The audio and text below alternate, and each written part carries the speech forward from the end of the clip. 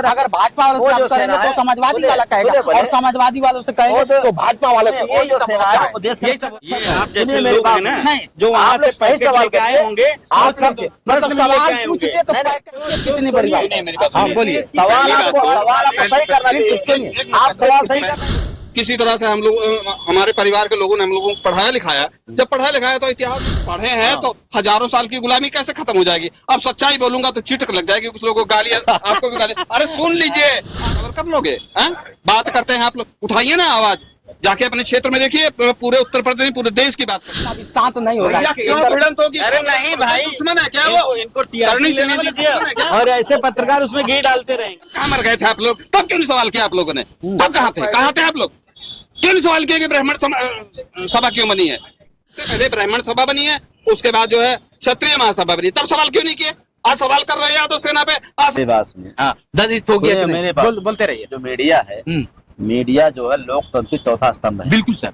जिस दिन आप लोग अपने पे आ गए, ये जो झगड़ा काम कर रहे हैं, आप लोग अगर सही मुद्दे बात करिए ना, सारे नेताओं की स्थिति हो जाएगी। आप लोग क्या है, अपने टीआरपी बढ़ाने के लिए ड्रामा करते हैं। फिर वही बात, मतलब आपसे सवाल मेरी बात जलवादी से दलित हो जाएगा। पॉइंट की बात करिए, उस दलित को समण बना। सर मेरी बात सुनिए। आप लोग जो है, जैसे लोकतंत्र है, बिल्कुल 4 पिलर है, बिल्कुल चारों पिलर, चौथा पिलर क्या है? मीडिया है। आज लोगों का भरोसा मीडिया से खत्म हो गया। क्यों?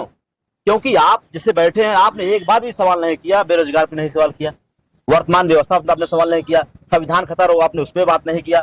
आप सीधा आपकी टीआरपी बढ़े कैसा, आप इस पे बात नहीं, बिल्कुल राइट है। लेकिन अब पहले यादव सेना नहीं बना, पहले करणी सेना नहीं बना, पहले भीम सेना नहीं बना। अब क्या होता है कि आप मुद्दे की बात करें। हाँ बोलिए, सेना क्यों बना, उसके पीछे कारण है। लेकिन आप लोग अगर मीडिया सही में सुधर जाए ना, सेना क्यों बनाई जाती है? सेना क्यों बनाई जाती है? सेना क्यों बनाई जाती है? बस बता इसकी व्यवस्था सेना क्यों बनाई जाती है? हमें बता। इसलिए बनाई गई कि हमारे ऊपर अगर न्याय अत्याचार हो, अगर हमारे ऊपर न्याय अत्याचार हो, हम अपनी रक्षा कर सके।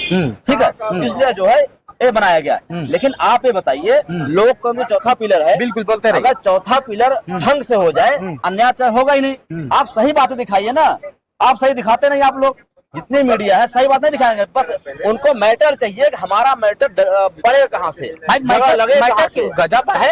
आप लोग किसी नेता से खड़े होइए, अब उससे कहिए कि आप 5 साल विधायक थे, आप 5 साल सांसद थे, आप उसे सवाल करिए कि आपने 5 साल में अपने विधानसभा में कितने लोगों का भला किया। बिल्कुल बिल्कुल। आपने एक भी बार विधान परिषद में या विधानसभा में कभी आपने शिक्षा के लिए आवाज उठाई? कंपनी, विद्यालय, अस्पताल, रोड, नहर, रेलवे, बिजली, सारी व्यवस्था प्राइवेट हो रही है, आपने कोई आवाज उठाई? नहीं। तो सेना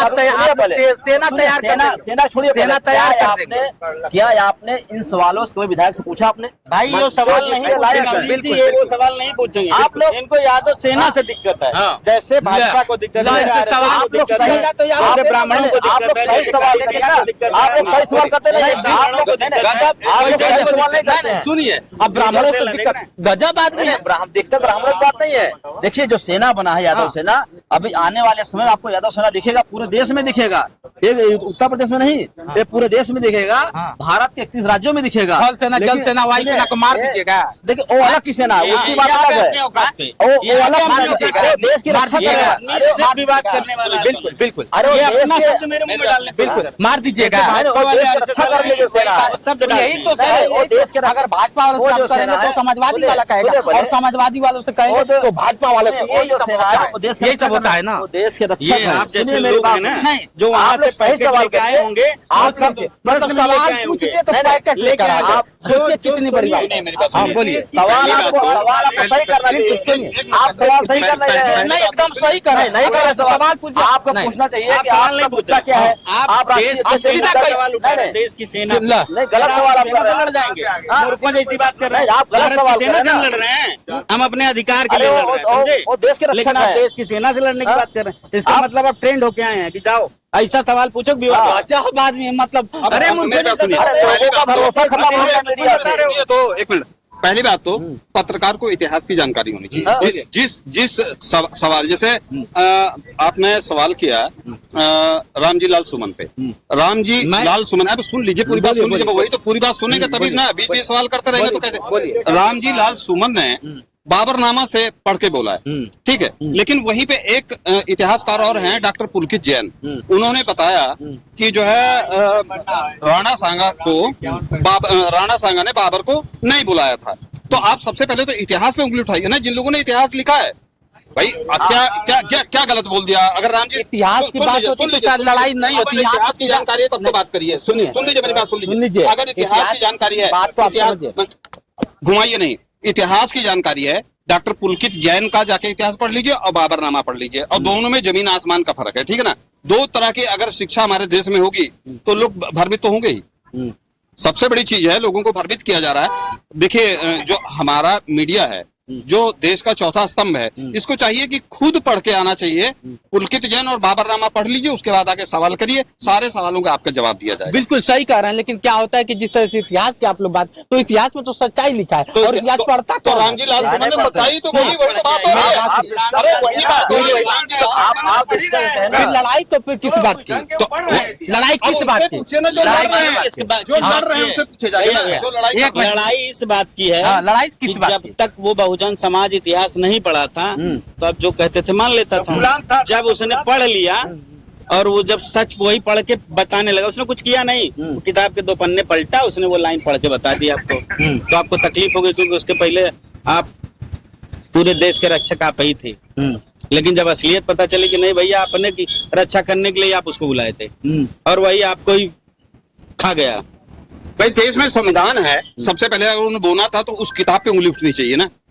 बाबरनामा उसने किसने लिखा है, उसके ऊपर मुकदमा होना चाहिए। गलत है सही है, पुलकित जैन इतिहासकार है, उनके ऊपर मुकदमा होना चाहिए। आपने लिखा कि जो है बाबर को नहीं बुलाया था, और बाबरनामा ने लिखा है कि राणा सांगा ने बाबर को बुलाया था। 2 बातें हो गई। तो सबसे पहले बिल्कुल शिक्षा पे आवाज उठनी चाहिए ना। 2 किताब और 2 इतिहास, तब तो यहाँ पर हो गया। क्या दीजिए, जो पुराना है उसको सच माना जाएगा। किसको माना जाएगा? जो पुराना उसको सच माना जाएगा। बाद में हो सकता है किसी ने वंदना के लिए लिख दिया हो। अच्छा, ये भी हो सकता है। मतलब जो देखिए पुराना है, आप बात वो पुरातन और पुराने का सनातन की बात करते हैं। सनातन माने पुराना, तो भाई पुराने को मानो या तो मत मानो। भाई राणा सांगा को लास्ट में तंग आके उन्हीं के परिवार वाले, उन्हीं के खानदान वाले, उन्हीं के सपोर्ट के जितने राजा और लड़ाका थे, उन्हीं लोगों ने जहर दे के मार दिया था। ये मालूम है कि नहीं मालूम?